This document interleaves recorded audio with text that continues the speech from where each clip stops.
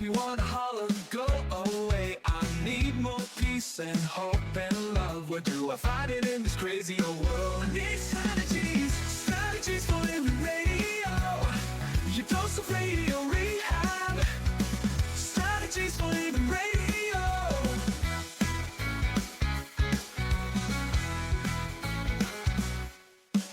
Every time I listen, Lauren and David share strategies for living, and it makes me aware. I've got strategies, I got strategies for living radio. Your dose of radio rehab. Strategies for living radio. Oh, you know we need them. Yeah, we need them. We need those strategies, don't we? Those strategies for living. So are you ready? You ready for your daily dose of radio rehab? I don't know. Am I ready? I don't know. Yeah, I'm not so sure. Are you triggered? Maybe so. Yeah. Well, you've come to the right place. We're talking triggers today. Hey, folks, welcome. Welcome to another edition of Strategies for Living. I'm Dr. David McMillian. She is psychotherapist, PLPC, Lauren Leon McMillian. You know, triggers. Whenever I hear the word trigger, we know was a horse. we all God's children get triggered, right? That's right. But yeah, I think of that story. I think of that story where I'm doing a group at a local hospital, and this cute little guy who was a frequent flyer. I mean, you know, he would come in and out of the come hospital. in and out of the hospital, Yeah. but he was the cutest little guy. And he came in. I saw out of the corner of my eye, saw his parents bring him in. He was an older gentleman, but he was still living with his parents because of his condition. Right. And, you know, everybody liked him. And so I was actually, he came in and came on over to the group and sat down. And I was talking about triggers. Right. And he raised his hand and he said, "Excuse me, doctor?" And I said, "Yes, sir." And he said, "Trigger was a horse." Yeah, you're right. Group's over. That's it. That's it. That's all you need to know. Who could top that? But anyway, we're going to talk about triggers today because we all get triggered. Sure. Like I said, all God's children get triggered. And we're going to talk about how we can challenge the thoughts that come to get us back maybe in a better place, right? Absolutely. Because And- we're not disturbed by things, There but you go. by the views we take on things. I think you sound like a Epictetus. Greek philosopher there. That's today here on Strategies for Living. Thank you for being here, and we appreciate our sponsors who make it all possible. The Robinson Film Center, Azalea Cleaners, Pintail Roofing, Learning RX, We Train Your Brain, the Balanced Life Wellness Center, Fertitas Delicatessen, home of the Godfather, Alligator Italian Sausage, and some pretty good muffies too, SRT, Sales Training, Uprising, Addiction Center, and Mira, Direct Primary Care. You get triggered, I get triggered, we all get triggered. We're talking about them today here on Strategies for Living. Come back with us.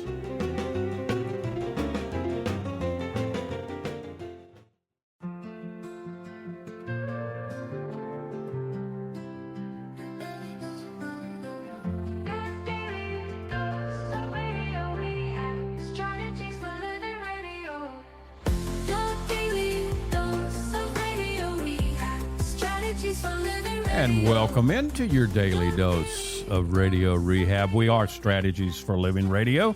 Lauren Leon McMillian, David McMillian.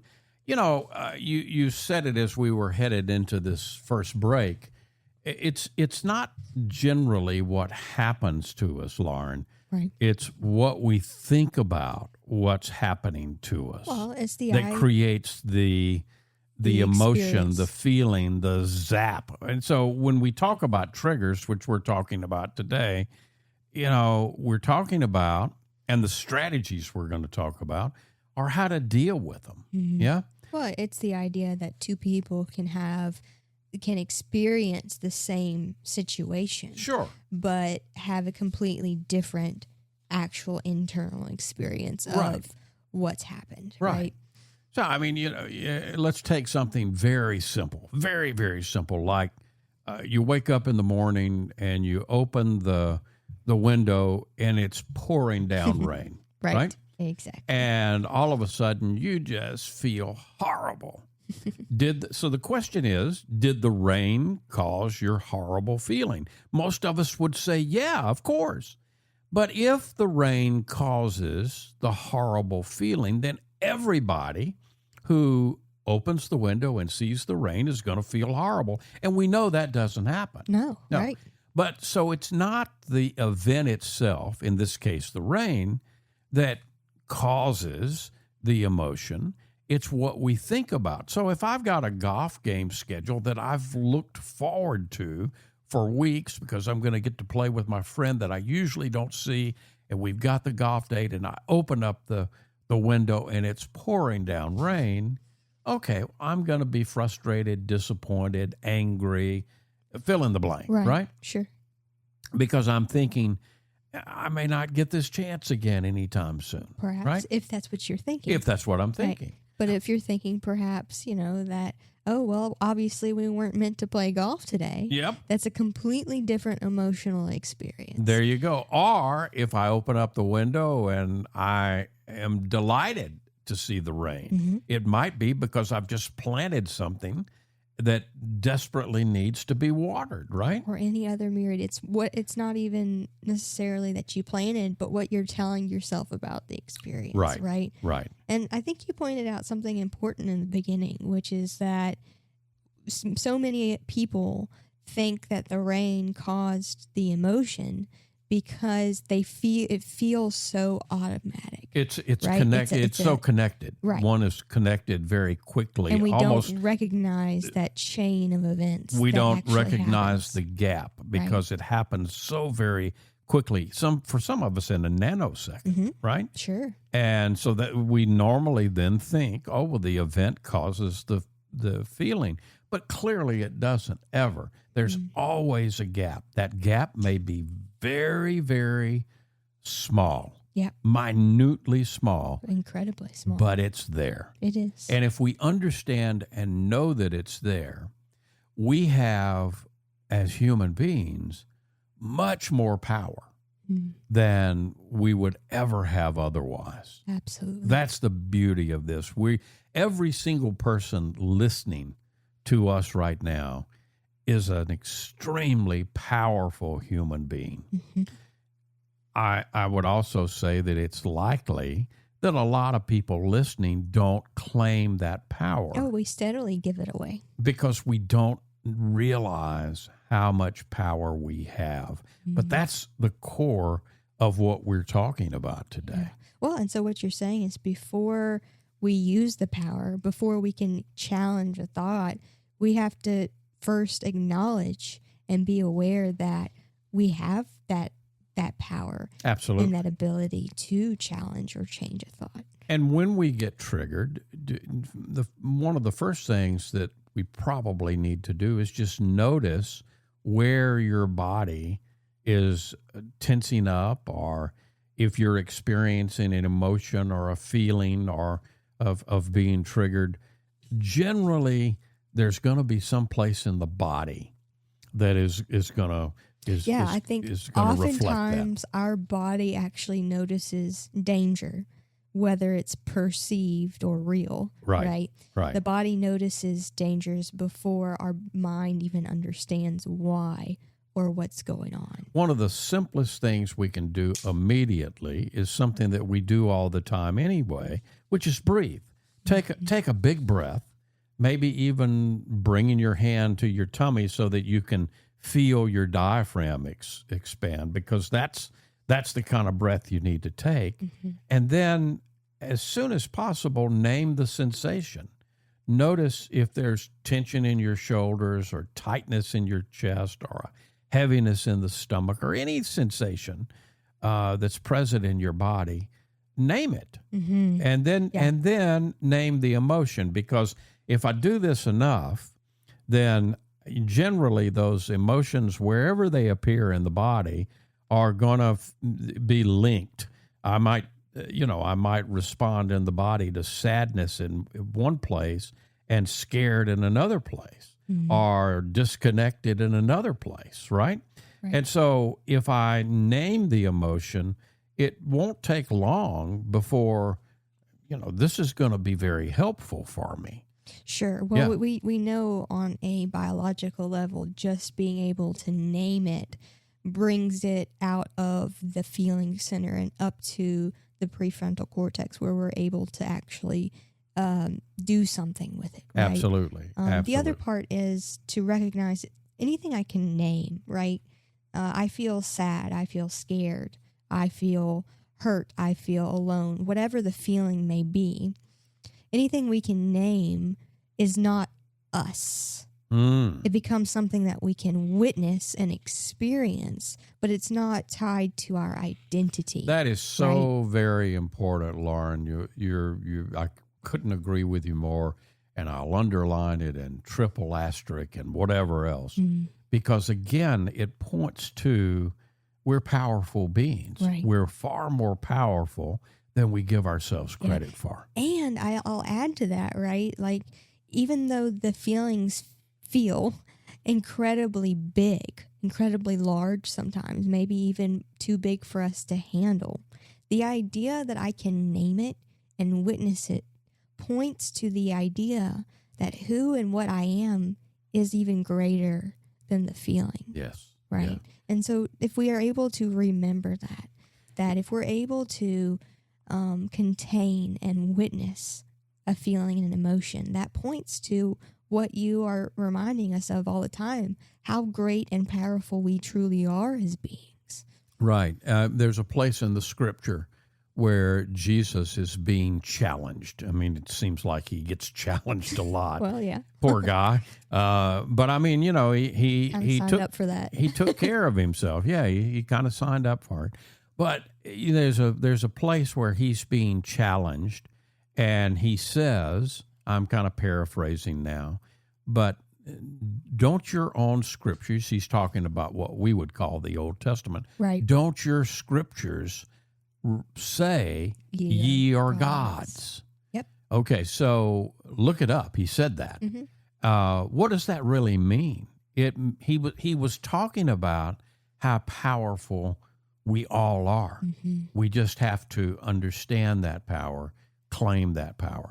When we're dealing with triggers, we also need compassion for ourselves. Absolutely. We can notice it, we can breathe, we can name it, we can name the sensation, we can name the emotion, but it's very, very important that we have compassion for ourselves. Well, and to remember that, okay, yeah, this reaction may be old, it may be outdated and no longer useful in this time and place right now, but it once existed. It was created to protect you at some point. Right. I mean, the fight, flight, or freeze. I mean, that goes back to our very ancient ancestors who were running away from, saber-toothed tigers. Right. Bears. And so they developed biologically, this connection to feelings and emotions showing up in the body. And, so that's been passed down generation to generation. The thing is, even though we might perceive something as very scary, it's probably not going to eat us. We don't have I haven't seen a whole lot of saber-toothed tigers. We don't have a whole lot of them anymore. No. Unfortunately, no. actually, to some regard, right? So it's important. It's important that with compassion, we remind ourselves of that, and then we go about meeting whatever needs that we have. Even through the trigger. What do I need right now? Do I need a break? Do I need another big breath? Do I need to go to call a timeout? Do I need a snack? Do I need to call a friend? What is it that I really need? I think that's important, and I think we need to underline that. And it really connects well with the idea that, as we're talking about a trigger is a response to the present as if you were in the past, right? Yeah. So what you're doing is you're responding to the present moment as if you were living at a time in your past where this trigger was originally developed, right? Yep. And so what we're really talking about is a much younger version of yourself coming to the forefront in that moment. Yep. And the reason that younger self is here is because in that original moment that you're being triggered into, that young version of you had a need that was unmet. Yeah. Right? Yep. And so it's about responding and being able to think about yourself in that moment and maybe saying, man, it feels weird that this is such a large and kind of it's a big response. Almost big feels feeling. inappropriate perhaps to the moment, but to recognize that it's very appropriate given the time in which it was created.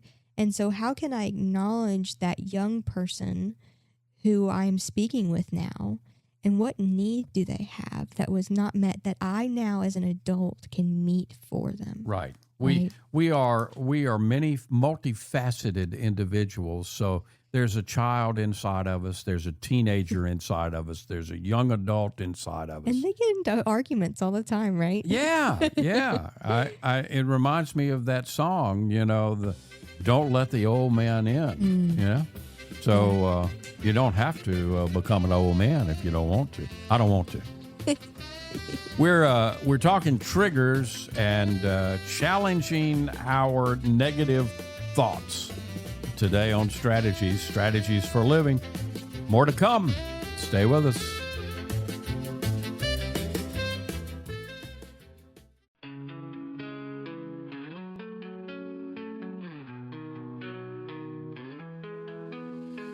Tune in daily, find the light. Healthy mind and spirits bright.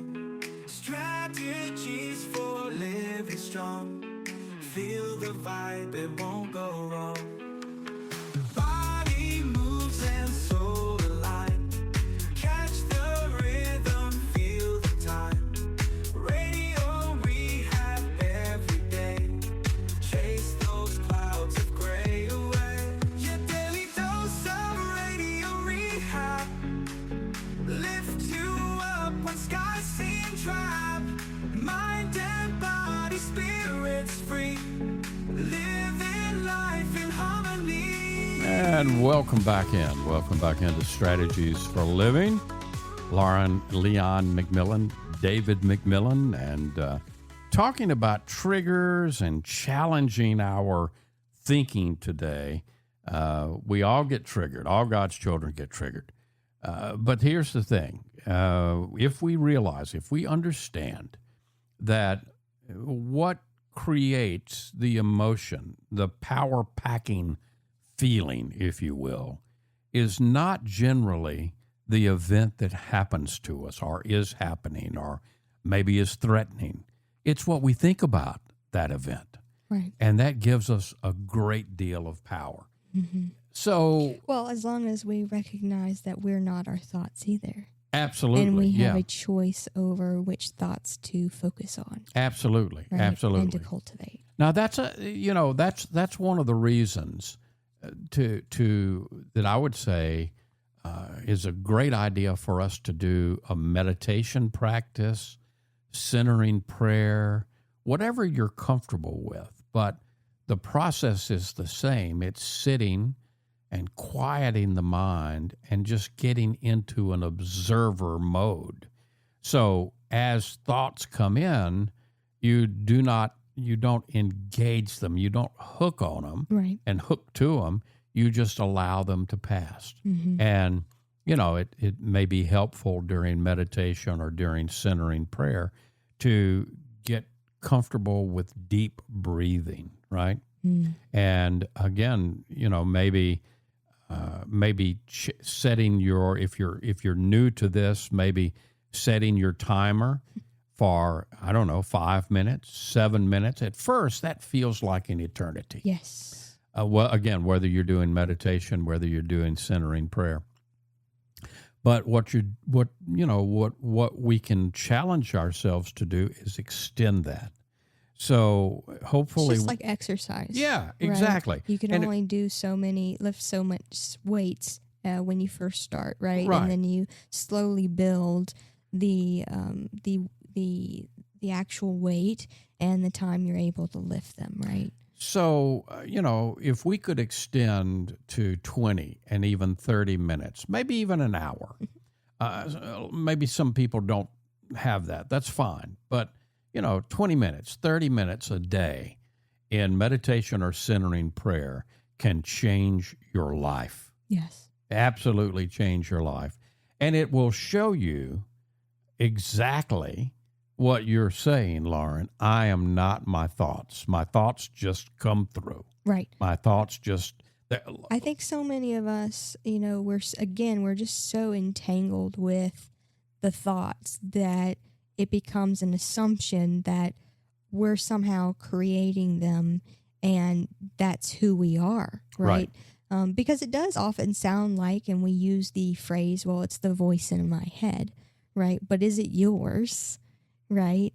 And if you can hear it, and if you can see it and experience and witness it, then it's not you, right? Because you can't, if it were you, you wouldn't be able to see it or experience it and witness it, right? It's like confusing the painter for the painting. Yeah, exactly. And the painter's the one with all that mess all over him or her, right? Right. Not the painting hopefully looks a lot better. Well, that's the idea. That's the idea anyway.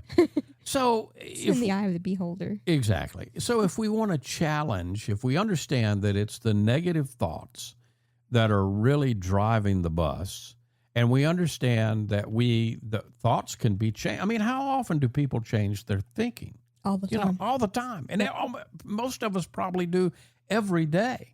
I'd say thousands of times. You say, hundreds. What do you want for lunch? And I say a hamburger, and you say, no, I don't. Right. And I say, well, maybe I don't. Maybe my mouth was watering for a hamburger. And what do you want? I want a hamburger. No, you don't. Oh, okay. No, I don't. I'll take a healthy salad and sandwich. There you go. and get brownie points. But anyway, you've got to get into the habit of challenging your negative thinking. I love, there's a simple framework for this. There's more than one. Right. But there's a self-help book out there called Loving What Is by Byron Katie. Yep. And it's just what the title says, loving what is. Whatever shows up, you acknowledge. And she's developed this very simple process that she calls the work.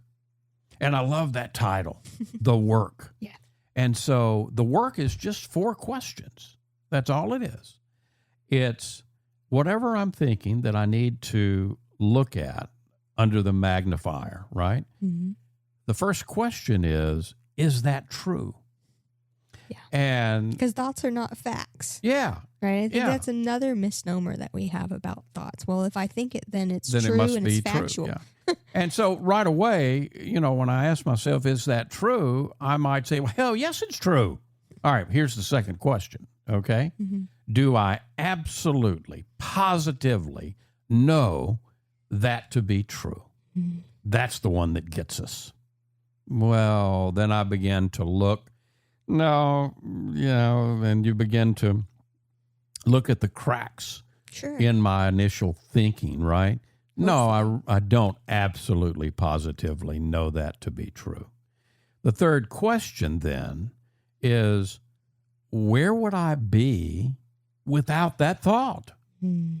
And that's a very, very powerful question, right? Yes. And a very telling question, if you will. Mm-hmm. And then the fourth question is, actually, the third question is, what happens when I think that thought? The fourth question is, where would I be without that thought? Mm-hmm. If you want to see the work of Byron Katie, she's got about a cajillion sessions on YouTube of her working with people over and over and over using her method of the work. she's a very wonderful, loving person. But I think she talks about this in Loving What Is in her first book. She's written books after that. But I think she talks about that before she discovered the work and used it for herself, she was not a nice person. She was not a nice person at all. I believe this story is in the book. She went to some type of retreat or gathering where there were multiple people. And it wasn't long before they put her up in the attic. Okay. Because she was just, she was not pleasant to be with. And she actually, from there, had an experience from which she developed the work. And, I think so many people are unaware of how much their own negative and unpleasant thoughts impacts not just their being, but their relationships then with other people, like Right. you say. It is energy, and people can feel that. People can sense that. And as we say often on the show, right, your relationship with self is what sponsors all else. So if your relationship with self is cluttered with this negativity and hateful criticism, well, so will all of your other relationships be. Absolutely. The work of Byron Katie kind of, reminds me of, and especially her evidential, the questions and what she calls the work. It's like, it reminds me of Perry Mason. Yeah. You're too young to remember Perry Mason. Yeah, I am. But The Perry lawyer, Mason though, was a right? lawyer, Yeah. Okay. who never lost a case. Right. Poor Hamilton Berger, who was the prosecutor in the show. They didn't let him win anything. I think in one episode they let him have a victory. One. Yeah. And Perry Mason went on for years. But, what if you were to put your thoughts on trial and you were to become Perry Mason, There right? you go. Okay. So looking at the evidence, so identifying the thought, start by recognizing the specific thought that is causing distress, and maybe even write it down or say it out loud, bring it into your awareness. And then, every Perry Mason had a big part of it was the mystery of the evidence coming together. Yes. And the gathering of the evidence, So right? finding supporting evidence Right. and contrary evidence, Right. right? Perry Mason had a private investigator, Paul Drake, and he would send Paul Drake out, and Paul would just gather, and he'd report back to Perry Mason or Perry's assistant Della, and all of it. The puzzle would come together over time. We can do the same thing. We can gather the evidence and look for evidence that, does both support the thought that I immediately think and challenges the thought that I immediately think. Yes. And then be willing, to ask important questions, to challenge the thinking. Is there another possible explanation for this? What evidence would I need to believe this thought? And is this thought based on facts, true facts, or not? And more often than not, they're not facts. No, because It's an interpretation. right, because pretty much all of life is subjective interpretation, Yeah, right? yeah. As far as we know, even if we go back to the science of everything, it's not solid. None of it's solid, but we experience it as such, right? Yeah, quantum physics has turned everything upside down. I think this table is solid. This chair is solid, but if we were to look at it, It's constantly moving and Yeah. changing like everything else. and It's just this processor that we have on board that There you go. convinces us otherwise. we are challenging negative thoughts. We're talking about triggers today and more here on Strategies for Living. More to come. Stay here.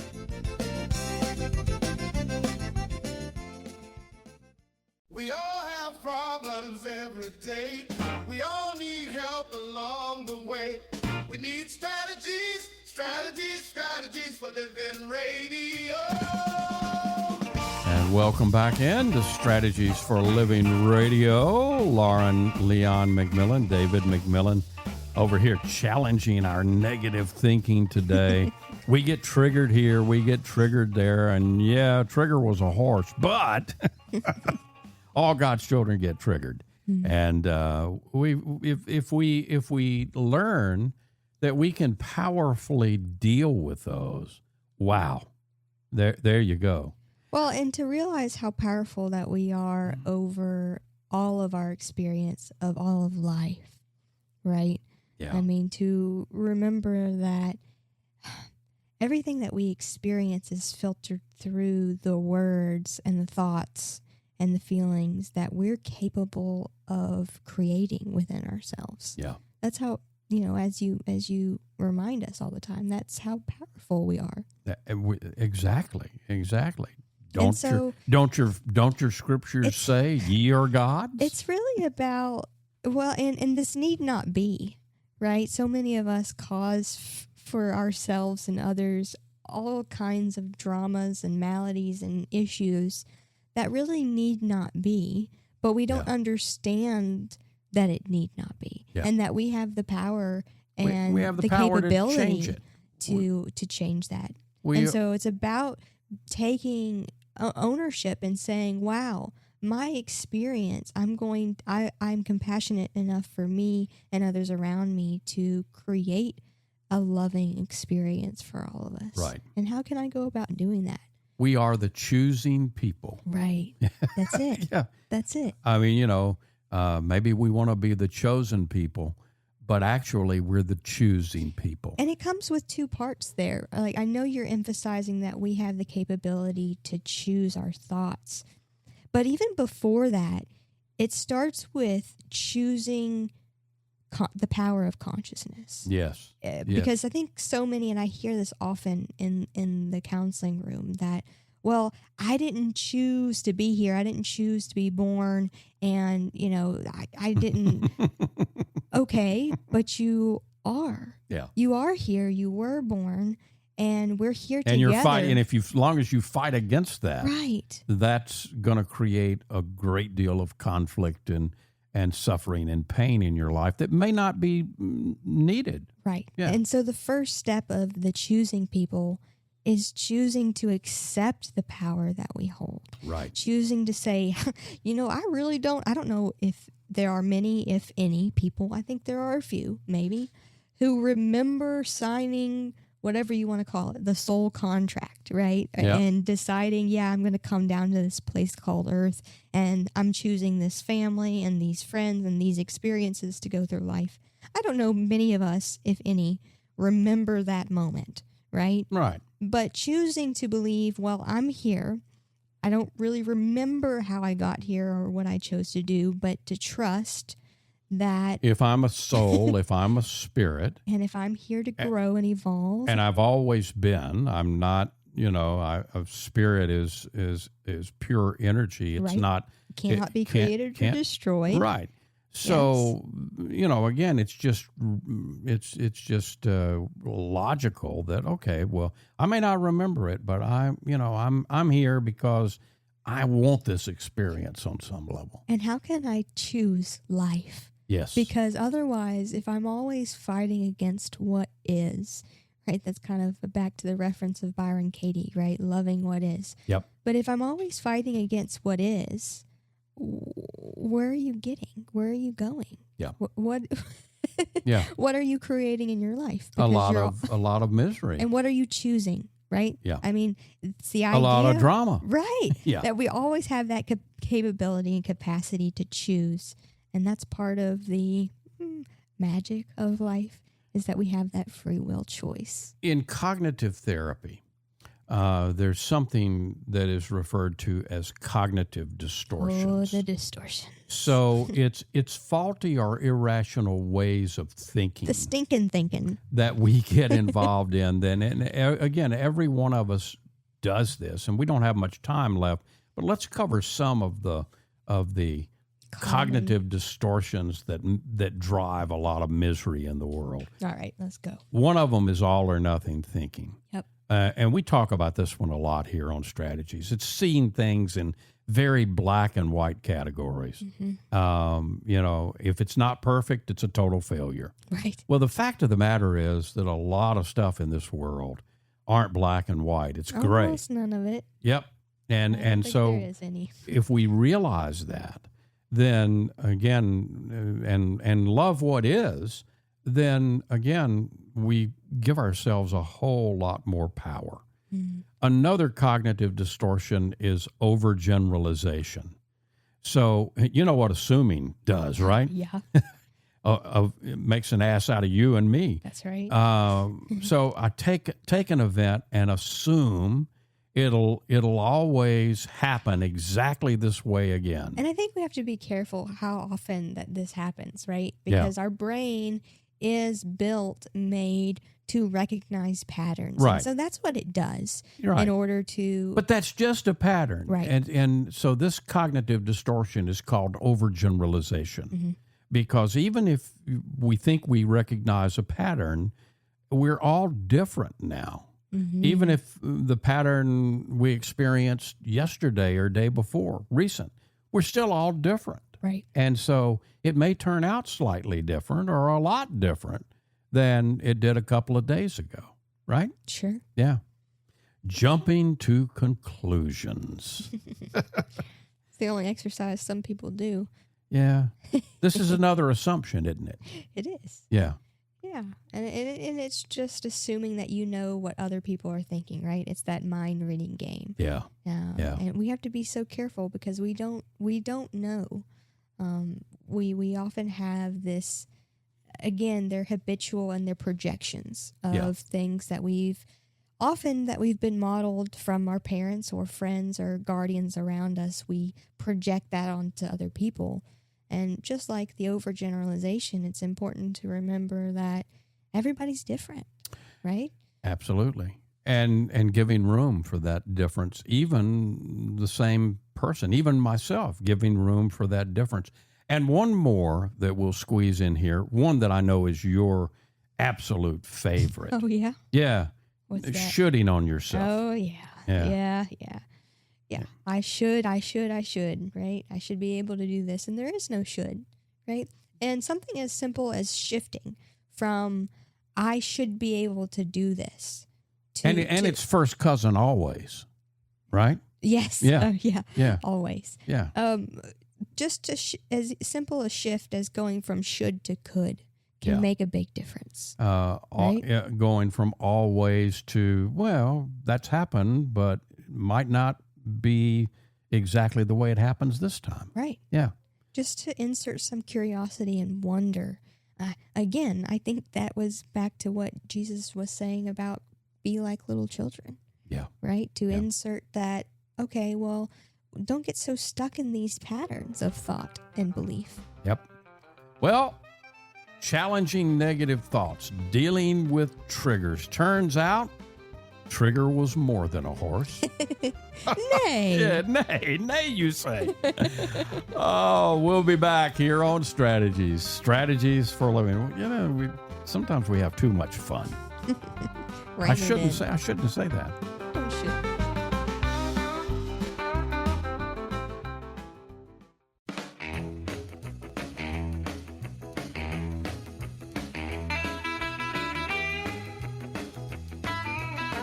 Hey, welcome back into Strategies for Living.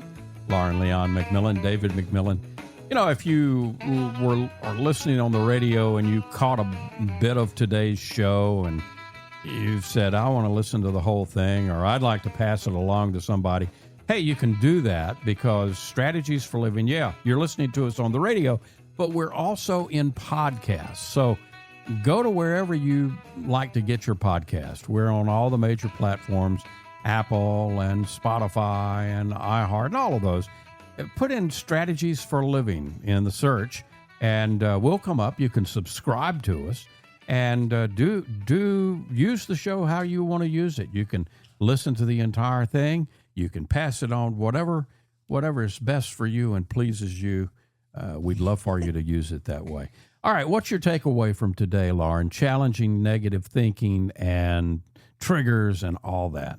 I think it's just to remember how powerful we are, to remember that there's always a space between what happens and our reaction, and we always have power over that. And that space, within that space, that's where the magic happens. That's the magic. That's the power of the human being. That's what distinguishes us from some of the other creatures we share the earth with. Yeah. I also want to mention that it's not about controlling. We can't always control what thoughts come first, right? Or what thoughts we have, but we can learn not to automatically surrender. Absolutely. Thank you, Lauren. Folks, thank you. We appreciate you being a part of Strategies for Living. And we appreciate our sponsors who make it possible. The Robinson Film Center and Azalea Cleaners and Pintail Roofing and Learning RX. We train your brain. The Balanced Life Wellness Center. Fertitta's Delicatessen, home of the Godfather. Alligator Italian Sausage. Pretty good Muffies, too. SRT Sales Training. Uprising Addiction Center. And Mira Direct Primary Care. If today were the last day of your life, you only had one more phone call that you could make, who would you call? And what would you say? And why are you waiting? Make the call. For Lauren Leon McMillian, I'm David McMillian. See you next time right here on Strategies for Living.